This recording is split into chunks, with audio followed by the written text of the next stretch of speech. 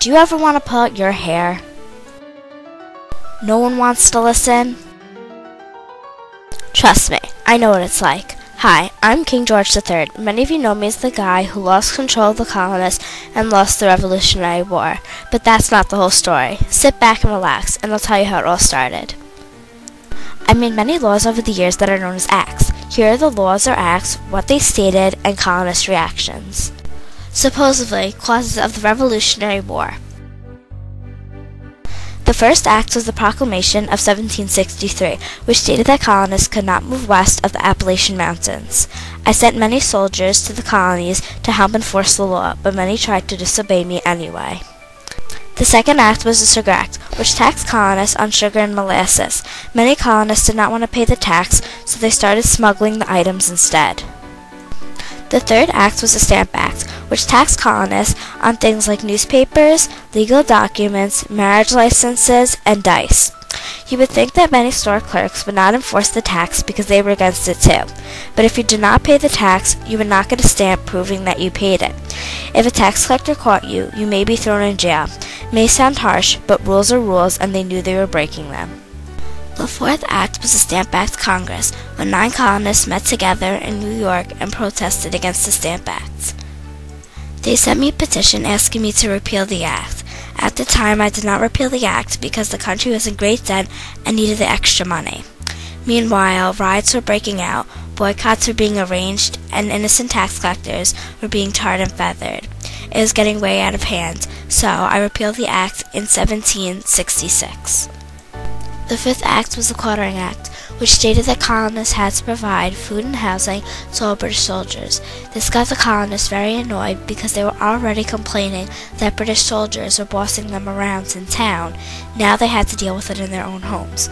Also, if they had smuggled any goods, they would definitely be caught. The sixth act was the Townshend Act, which taxed colonists on glass, tea, paint, paper, and lead.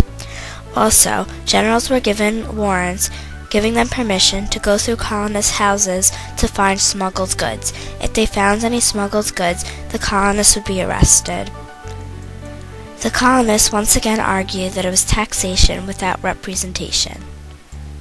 The seventh act was the Boston Massacre, when a group of British soldiers opened fire on an unarmed group of colonists only because an unknown voice in the crowd shouted fire. There was a trial held in Massachusetts where the soldiers were found innocent. Many disagreed with the court's decision, but they were definitely innocent. First of all, the colonists were harassing the British soldiers. They were throwing snowballs at the soldiers that had rocks inside of them, and some of the colonists had clubs that could very well be used to hurt the soldiers.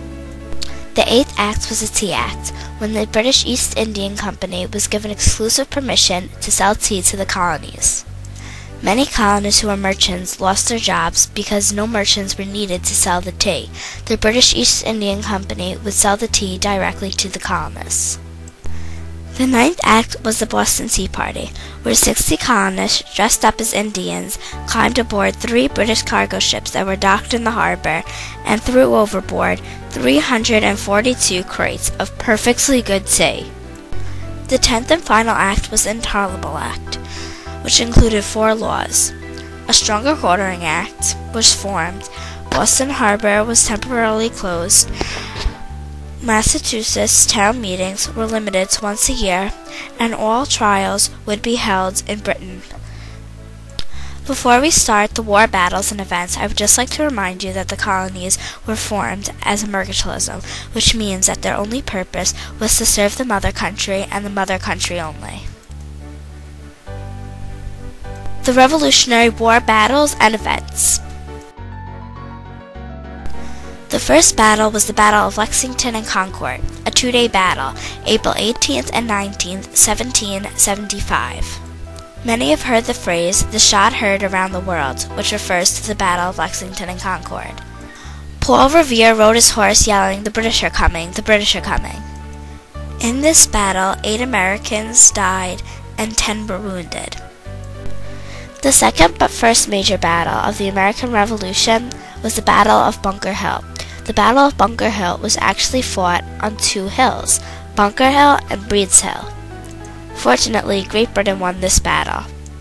The Americans had very little ammunition and could not afford to waste any, so they were told, "Don't shoot until you see the whites of their eyes." This showed the Americans that they weren't going to win unless they put on a fight. The third battle was the Battle of Long Island. In this battle, Great Britain won Long Island, the White Plains, and New York City. Also, like the Battle of Lexington and Concord, the Battle of Long Island also reminds many of a famous quote by Nathan Hale. "I only regret that I have but one life to give to my country." July 4th is a very famous date, but not everybody knows why. On July 4th, 1776, the Declaration of Independence was first signed by those rotten colonists. The fourth battle was the Battle of Trenton, which took place on Christmas Eve of 1776. The Battle of Trenton was actually the colonists' first major victory. In fact, no colonists were killed or injured, but 1,400 Hessians, or German Redcoat allies, were wounded or killed.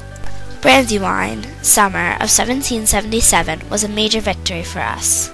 We had captured Philadelphia, Germantown, and Brandywine. After our victory, the traitors retreated to Valley Forge, Pennsylvania for the winter. They were in really bad shape. They were cold, hungry, and were very low on supplies. Many of them were injured. How would they ever win? Despite our major victory on the fifth battle of the Revolutionary War, the sixth battle, the Battle of Saratoga, was a little different.